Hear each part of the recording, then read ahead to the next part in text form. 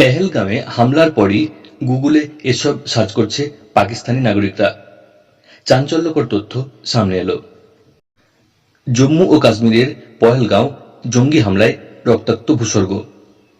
হামলার তথ্য প্রকাশ্যে আসার সঙ্গে সঙ্গে পাকিস্তানি সোশ্যাল মিডিয়া এবং গুগল সার্চে ভারতীয় নেতাদের, বিশেষ করে প্রধানমন্ত্রী নরেন্দ্র মোদী এবং স্বরাষ্ট্রমন্ত্রী অমিত শাহের নাম বারবার করে দেখা হয়েছে বলেই জানা যাচ্ছে।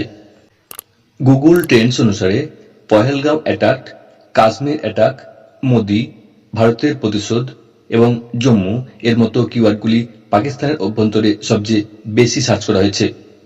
বিশেষ করে পহেলগাঁও শব্দটি পাকিস্তানে তৃতীয় স্থানে ট্রেন্ডিং করছিল, যা ইঙ্গিত দেয় যে সাধারণ পাকিস্তানি নাগরিকরাও এই ঘটনা এবং এরপরে ভারতের সম্ভাব্য প্রতিক্রিয়া নিয়ে গভীর উদ্বেগ প্রকাশ করছেন। কেবল গুগল সার্চই নয়, পাকিস্তানের সোশ্যাল মিডিয়া প্ল্যাটফর্ম যেমন এক্স, যার পূর্বে নাম ছিল টুইটার, ফেসবুক এবং ইউটিউবেও এ বিষয়ে প্রচুর আলোচনা দেখা যাচ্ছে। পাকিস্তানে হ্যাশট্যাগ পেহেলগাঁও টেররিস্ট অ্যাটাক এবং হ্যাশট্যাগ মোদি এর মতো হ্যাশট্যাগ ট্রেন্ডিং করছে। সোশ্যাল মিডিয়া ব্যবহারকারীরা গুগল সার্চের স্ক্রিনশট শেয়ার করেছেন, যা স্পষ্টভাবে দেখায় যে পাকিস্তানি সোশ্যাল মিডিয়া ভারতের সামরিক প্রতিক্রিয়া সম্পর্কিত তথ্য নিয়ে সবসময় সার্চ করেই চলেছে।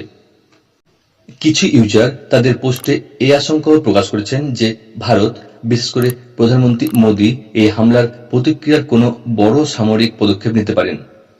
এই প্রেক্ষাপটে পুলওয়ামা এবং বালাকোটের মতো পুরনো ঘটনাগুলিও বারবার সার্চ হচ্ছে সে দেশে।